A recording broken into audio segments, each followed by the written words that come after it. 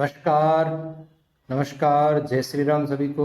मैं विष्णु शर्मा आप सभी का स्वागत करता हूं अपने YouTube चैनल बालाजी एकेडमी पर। उम्मीद करता हूं आप सभी स्वस्थ होंगे और शुरू करते हैं हमारे चैप्टर नंबर 11 इलेक्ट्रिसिटी का नेक्स्ट क्लास, जो है electric potential and potential difference. Last class में हमने इलेक्ट्रिक करंट देखा था, किस तरीके से इलेक्ट्रिक करंट फ्लो हो रहा है, कूलम्ब क्या है, चार्ज पार्टिकल्स क्या है, टाइम क्या है, वो हमने देखा था। अब हम देखते हैं electric potential and potential difference क्या होता है और किस तरीके से ये यूज किए जाते हैं और इनके फॉर्मूला क्या है। What makes the electric charge to flow? Let us consider the analogy of flow of water. Charges do not flow in a copper wire by themselves, just as water in a perfectly horizontal tube does not flow. जैसे अगर suppose करो कि आपके पास एक pipe है, इस तरीके से रखी हुई एकदम हॉरिजॉन्टल, ठीक है, उसमें पानी फ्लो होगा क्या? कभी नहीं होगा। इस बात को समझने के लिए हम एक एग्जांपल लेते हैं, सिंपल सा। आपके घर में जैसे आंगन है, आपके आंगन में आपने पानी डाल दिया, क्या पानी कभी फ्लो होगा? ठीक है, जो एक्स्ट्रा पानी है वो निकल जाएगा, लेकिन जो पानी एक बार जमा हो गया वो जमा ही रहेगा, वो निकलेगा नहीं, भले वो इवोपरेट हो जाए लेकिन निकलेगा नहीं। ठीक है, इसका मीनिंग क्या है कि पानी को फ्लो होने के लिए कोई ना कोई हाइट डिफरेंस चाहिए। अगर मान लो आपका यही पाइप ऐसे रखा होता और यहाँ से आप पानी डालते तो ये तुरंत पानी नीचे चला जाता। क्यों? क्योंकि वहां पर क्या एक हाइट डिफरेंस हुआ ना भाई। देखो, अगर सरफेस से ये सरफेस है तो ये हाइट इतनी है और ये हाइट कम है, तो इसकी वजह से क्या हुआ, एक हाइट डिफरेंस हुआ, जिसकी वजह से एक पोटेंशियल जनरेट हुआ और उसी की वजह से वो पानी नीचे की तरफ जा रहा है। लेकिन जब इसकी बात करें तो इसकी हाइट जो है दोनों बराबर है, सेम है सरफेस से, जिसकी वजह से पानी कहीं भी मूव नहीं कर पा रहा। इसी तरीके से करंट भी जो होता है अपने आप फ्लो नहीं करता, उसे फ्लो कराने के लिए आपको कोई ना कोई पोटेंशियल डिफरेंस क्रिएट करना पड़ेगा। ठीक है, ये बात समझ में आ गई होगी। ठीक है, ज्यादा ऊंचाई है वहां से कम ऊंचाई की तरफ पानी का मूवमेंट होता है। उसी तरीके से जहां ज्यादा पोटेंशियल है वहां से कम पोटेंशियल की तरफ इलेक्ट्रिसिटी का या फिर चार्ज पार्टिकल का मूवमेंट होता है। समझ में आई ये चीज? ठीक है, तो उसी तरीके से इलेक्ट्रिक पोटेंशियल जनरेट होता है। अब इलेक्ट्रिक पोटेंशियल होता क्या है, पोटेंशियल डिफरेंस क्या होता है, वो हम इस चैप्टर में पढ़ेंगे। Charges do not flow in A copper wire by themselves. जिस तरीके से एक हॉरिजॉन्टल पाइप में पानी कभी भी फ्लो नहीं होता, उसी तरीके से किसी कॉपर वायर में, पड़े हुए कॉपर वायर में चार्जेस अपने आप फ्लो नहीं होते। If one end of the tube is connected to a tank of water kept at higher level such that there is pressure difference between the two ends of the tube, water flows out the other end of the tube. For flow of charges in a conducting metallic wire, the gravity of course has no role to play. The electrons move only if there is a difference of electric pressure called the potential difference along the conductor. अब जैसे suppose करो कि आपके घर में ऊपर टंकी रखी हुई होती है, जैसे ही आप नल ओपन करते हो वैसे ही पानी वहां आना स्टार्ट हो जाता है। कभी आपने ऐसा देखा कि आप जो पानी की टंकी है वो घर के नीचे रख रहे हो? मान लो कि आप फर्स्ट फ्लोर पर रहते हो, तो क्या आपके बिल्डिंग वाले ऐसा कुछ करते हैं कि पानी की टंकी जो है जिससे आपके यहाँ पानी आता है, ठीक है, वो पानी की टंकी नीचे जमीन ग्राउंड फ्लोर पर है? ऐसा नहीं होता, पानी की टंकी हमेशा छत पर होती है। आप कहोगे सर नीचे हमारे यहाँ स्टोरेज तो बना रखा है, वो तो जमीन में ही है। तो स्टोरेज बना रखा है, उस स्टोरेज से मोटर के थ्रू पानी को पहले ऊपर पहुंचाया जाता है और फिर बाद में वो पानी आपके घर में वाया पाइप आता है। तो क्यों छत के ऊपर पहुंचाया जाता है? छत के ऊपर पहुंचाने से होगा ये कि जो पानी है, वाटर टैंक है, वो थोड़ा हाइट पर है और उससे पानी जो है जैसे ही आप नीचे की तरफ आना आसान होता है, पानी का नीचे की तरफ आना आसान होता है, क्योंकि पानी हमेशा हाई हाइट से लो हाइट की तरफ मूव करती है। और ये होता किस वजह से? ग्रेविटेशनल फोर्स की वजह से।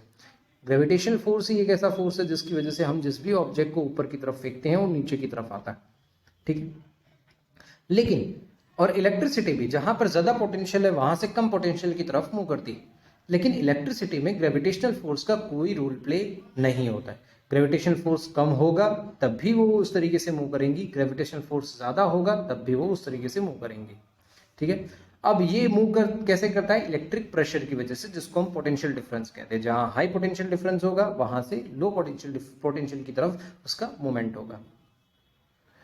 This difference of potential may be conducted by produced by a battery consisting of one or more electric cells. The chemical action within a cell generates the potential difference across the terminals of the cell even when no current is drawn from it. When the cell is connected to a conducting circuit element, the potential difference sets the charge in motion in the conductor and produces an electric current. In order to maintain the current in a given electric circuit, the cell has to expend its chemical energy stored in it. अब आप जो cell use करते हो, जैसे आपके घर में remote है, रिमोट में आप सेल यूज करते हो, तो सेल एक्चुअली करता क्या है, उसके अंदर एक केमिकल एनर्जी होती है और उसके थ्रू वो क्या करता है, पोटेंशियल डिफरेंस क्रिएट करता है। एक पॉजिटिव टर्मिनल है, एक नेगेटिव टर्मिनल है। पॉजिटिव टर्मिनल पे हाई पोटेंशियल डिफरेंस होता है, नेगेटिव टर्मिनल पे लो पोटेंशियल डिफरेंस होता है। समझ में आया? तो जैसे ही आपने उसे कनेक्ट किया तो उसकी वजह से क्या होगा, हाई पोटेंशियल डिफरेंस से चार्ज पार्टिकल्स मूव करेंगे और लो पोटेंशियल डिफरेंस मतलब इलेक्ट्रिक जो नेगेटिव टर्मिनल है वहां पर आएंगे। जो अभी अभी हमने कल की क्लास में हमने एक सर्किट डायग्राम देखा था कुछ इस तरह का,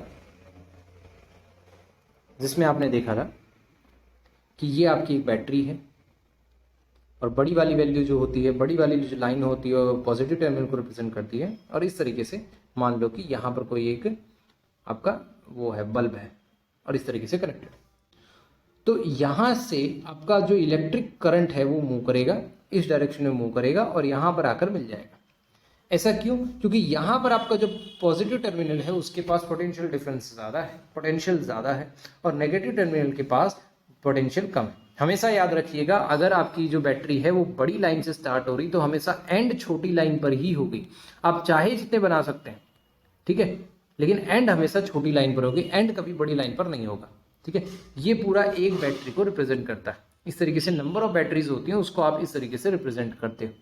ठीक है, तो ये चीज याद रखिएगा।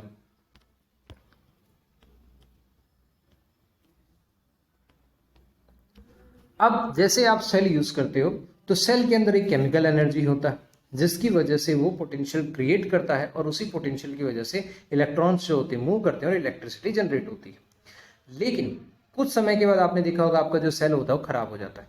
क्यों? क्योंकि उसके अंदर जो केमिकल एनर्जी थी वो इलेक्ट्रॉन्स पैदा ही नहीं कर पा रहे, वो पोटेंशियल डिफरेंस क्रिएट ही नहीं कर पा रहा। अब दोनों का पोटेंशियल डिफरेंस सेम हो गया जिसकी वजह से इलेक्ट्रॉन्स मूव ही नहीं करेंगे। भाई पोटेंशियल डिफरेंस होगा दोनों के बीच में, एक का हाई पोटेंशियल एक का लो पोटेंशियल होगा, तभी तो करंट का मूवमेंट होगा।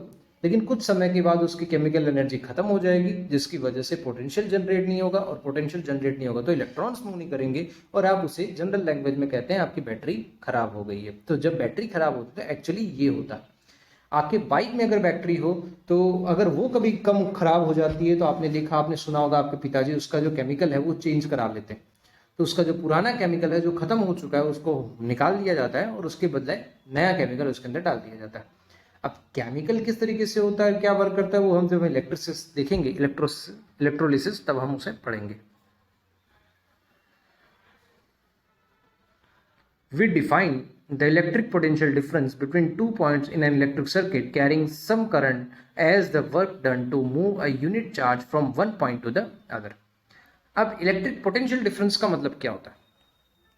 पोटेंशियल डिफरेंस का मतलब ये होता है कि एक पॉइंट से इलेक्ट्रिक चार्ज को दूसरे पॉइंट ले जाने के लिए जितना वर्क डन किया जाता है, मान लो कि एक पॉइंट ये है, एक पॉइंट ये है और एक पॉइंट ये है। एक चार्ज पार्टिकल को यहां से यहां ले जाने के लिए जितना भी आपने वर्क डन किया उसे आप क्या कहोगे? इलेक्ट्रिक पोटेंशियल कहोगे। उसे आप क्या कहोगे? पोटेंशियल डिफरेंस या इलेक्ट्रिक पोटेंशियल कहोगे। क्यों ऐसा? इसका मीनिंग ये हो गया कि भाई वहां पर आप उतना काम कर रहे हो। We define the electric potential difference between 2 points in an electric circuit carrying some current as the work done to move a unit charge from the one point to another point. ठीक है, तो एक point से दूसरे point तक अगर electric charge particle को हम लेके जा रहे हैं तो उसे आप क्या कहोगे? उस वर्क जो आपने किया उसको आप क्या कहोगे? इलेक्ट्रिक पोटेंशियल डिफरेंस कहोगे। Potential difference between 2 points equal to work upon charge. ठीक है, वर्क अपॉन चार्ज मतलब उसको वहां तक ले जाने के लिए आपने कितना वर्क किया और उस चार्ज पार्टिकल को ले जाने के लिए किस तरह से वर्क किया। तो उसका फॉर्मूला जो हो जाएगा वो कुछ इस तरीके से हो जाएगा, V जो कि रिप्रेजेंट करता है पोटेंशियल डिफरेंस को, W बाय Q। W मतलब जो वर्क किया वो, और Q मतलब कूलम्ब। ठीक है, चार्ज पार्टिकल। इस तरीके से आप डिफाइन करते हो पोटेंशियल डिफरेंस को। मतलब सिंपल सी बात है कि एक पार्टिकल को आप, एक चार्ज पार्टिकल को एक जगह से दूसरी जगह ले जाने के लिए आप जितना काम कर रहे हो उसी को आप क्या कहोगे? पोटेंशियल डिफरेंस कहोगे। जैसे सपोज करो मैं अगर आपकी एनर्जी डिफरेंस का मेजरमेंट करता हूँ, ठीक है, तो मान लो कि यहाँ से 5 किलोमीटर दूर मैंने कोई सामान रखा, ठीक है। जिस समय आपको बोला कि इसे 5 किलोमीटर दूर लेकर जाना है, तब आपकी एनर्जी बहुत ज़्यादा थी, आप एकदम हाईली एनर्जेटिक थे। और 5 किलोमीटर जब आप लेकर उसे वापस आ गए, तब आपकी एनर्जी एकदम लूज हो गई, आप एकदम ढीले हो गए, ठीक है। तो that is called energy difference, ठीक है, कि एक पॉइंट से दूसरे पॉइंट तक आप जब लेके आए तब आपकी एनर्जी एकदम कम हो गई, that is called energy difference. उसी तरीके से आपका पोटेंशियल डिफरेंस है कि एक पॉइंट से दूसरे पॉइंट तक ले जाने के लिए आपने जितना भी काम किया है उसे आप क्या कहोगे, पोटेंशियल डिफरेंस कहोगे। The SI unit of electric potential difference is volt, ठीक है। एसआई यूनिट ये याद रखिएगा, अभी तक हमने चार्ज पार्टिकल पढ़ा जिसकी एसआई यूनिट कूलम्ब है, इलेक्ट्रिक करंट देखा जिसकी एसआई यूनिट एम्पियर है, ठीक है। पोटेंशियल डिफरेंस देखा जिसकी एसआई यूनिट जो है वोल्ट होती है, क्या होती है, वोल्ट, ठीक है। V फॉर वोल्ट रिप्रेजेंट किया जाता है, V फॉर पोटेंशियल डिफरेंस भी रिप्रेजेंट किया जाता है।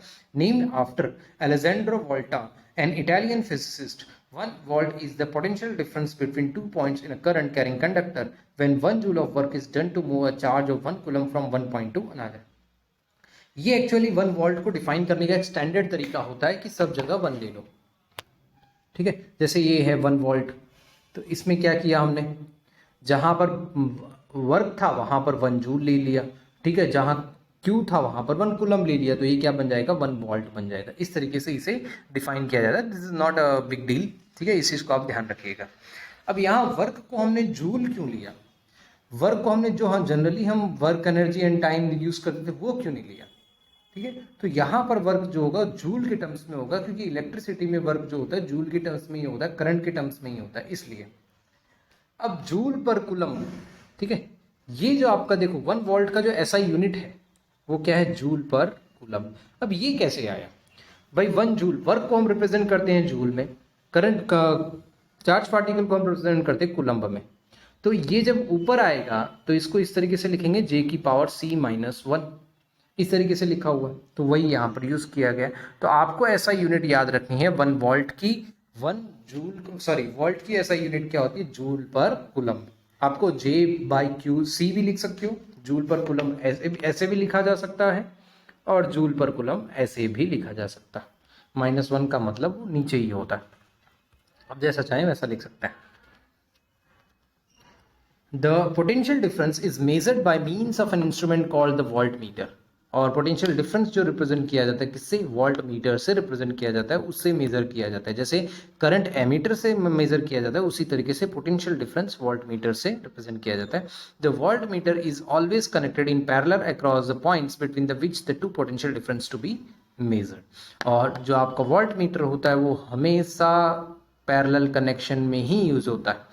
और कहाँ पर यूज करेंगे, जिसका पोटेंशियल डिफरेंस आपको मेजर करना है उसके दोनों साइड आपका पोटेंशियल डिफरेंस होता है, सॉरी वोल्ट मीटर लगाया जाता है, समझ में आया, ठीक है। इस चीज को ध्यान रखिएगा, एमीटर हमेशा सीरीज में और वोल्ट मीटर हमेशा पैरेलल कनेक्शन में। आप इसको ऐसे याद रख सकते हैं, VIP, volt meter is connected in parallel. भाई देखो ये तरीके हैं, आप जैसे चाहें, आपको अगर डायरेक्टली याद रह जाता है, कभी कंफ्यूजन नहीं होता है, तो आपका ऐसा कोई भी लॉजिक बनाने की जरूरत नहीं होती। मैं जनरली ये लॉजिक बनाता था इस तरीके से, VIP, जिसकी वजह से आपको ये याद रहे, ठीक है। आपको अगर, और ये एग्जाम्पल्स जो हैं आपको सॉल्व करने हैं, ऐसा नहीं है इनको छोड़ देना है, ठीक है। एग्जाम्पल भी एग्जाम में पूछे जाते हैं। मैं अभी फिलहाल एग्जाम्पल नहीं करा रहा, क्योंकि हम पहले टॉपिक पढ़ेंगे उसके बाद फिर एग्जाम्पल की तरफ मूव करेंगे, ठीक है। आगे आते हैं नेक्स्ट टॉपिक की तरफ। अब आते हैं सर्किट डायग्राम पर। We know that an electric circuit as shown in figure 11.1 comprises a cell और a battery, a plug की इलेक्ट्रिक कंपोनेंट्स, ठीक है। एक सर्किट में हम क्या क्या चीजें इंक्लूड करते हैं, एक तो सेल होता है, बैटरी होता है, प्लग की होता है जिसकी वजह से आप स्विच ऑन ऑफ करते हो, ठीक है। इलेक्ट्रिक कंपोनेंट्स होते हैं, इलेक्ट्रिक कंपोनेंट्स कुछ भी हो सकता है, बल्ब हो सकता है, आयरन हो सकता है, टोस्टर हो सकता है, फैन हो सकता है, कुछ भी हो सकता है। कनेक्टिंग वायर, और उन सारी चीजों को कनेक्ट करने के लिए आपके पास एक वायर होना चाहिए। It is often convenient to draw schematic diagram in which different components of the circuit are represented by the symbol conveniently used and conventional symbols used to represent some of the most commonly used electrical components are given in table 11.1, ठीक है। अब circuit diagram में हर जगह आप लिखने थोड़ी जाओगे, bulb है या फिर ये हमारी बैटरी है, ये वायर है, ये सारी चीजें आप लिखने तो नहीं जाओगे। तो आपने क्या किया कि हमने क्या किया या फिर हमारे साइंटिस्ट ने क्या किया कि एक मेथड एक अप्लाई करी जिसमें सिंबल के फॉर्म में उन चीज़ों को रिप्रेजेंट किया जाता है, मतलब वो सिंबल बना, मतलब वही ऑब्जेक्ट है। जैसे सपोज करो कंपोनेंट्स, इलेक्ट्रिक सेल है तो इलेक्ट्रिक सेल को इस तरीके से रिप्रेजेंट कर दिया, ठीक है, इस तरीके से रिप्रेजेंट कर दिया। जो बड़ी वैल्यू है वो बड़ी लाइन है वो पॉजिटिव टर्मिनल को रिप्रेजेंट करती है, और जो छोटी लाइन है वो नेगेटिव टर्मिनल को रिप्रेजेंट करती है। बैटरी और कॉम्बिनेशन ऑफ सेल, ये तो एक सेल की बात हुई। यहाँ देखो एक सेल, दो सेल और तीन सेल है तो कॉम्बिनेशन ऑफ सेल हो गया। प्लग की और स्विच ओपन, प्लग की मतलब जिसको हम स्विच ऑफ कहेंगे, स्विच ओपन मतलब जिसे हम स्विच ऑफ कहेंगे। और जब यहाँ बीच में एक डॉट आ गया, ये देखिए डॉट है, डॉट है मतलब क्या हो जाएगा आपका स्विच क्लोज है, ठीक है, मतलब स्विच ऑन आपने कर दिया है। ये आप याद रखिएगा, यहाँ पर लिख लीजिएगा अगर आपको लिखना हो तो, कि स्विच ओपन मतलब स्विच ऑफ और स्विच क्लोज मतलब स्विच ऑन, ठीक है, इस चीज को याद रखिएगा। क्योंकि हम जो लोकल लैंग्वेज हम बोलते हैं स्विच ऑन ऑफ ही बोलते हैं, ठीक है, ओपन क्लोज नहीं बोलते हैं। अब वायर जॉइंट, जहां पर दो वायर जॉइंट हो रहे हैं उसको हम वायर जॉइंट कहते हैं। इस तरीके से अगर ये लाइन डॉट दर्शाना इंपॉर्टेंट होता है तो वो क्या है, वायर जॉइंट है। अब एक और वायर क्रॉसिंग विदाउट ज्वाइनिंग, मतलब वायर हो रहा है, मतलब एक वायर ऐसे जा रहा है, दूसरा वायर उसके ऊपर जा रहा है, ज्वाइंट नहीं किया आपने, ज्वाइंट नहीं किया, उसके ऊपर से क्रॉस कर रहा है, तो ये हो जाएगा। इस तरीके से आपको रिप्रेजेंट करना पड़ेगा उसको, कि एक वायर है इस तरीके से और उसके दूसरा ऊपर से ऐसे वायर जा रहा है, तो इस तरीके से उसे आप रिप्रेजेंट करोगे।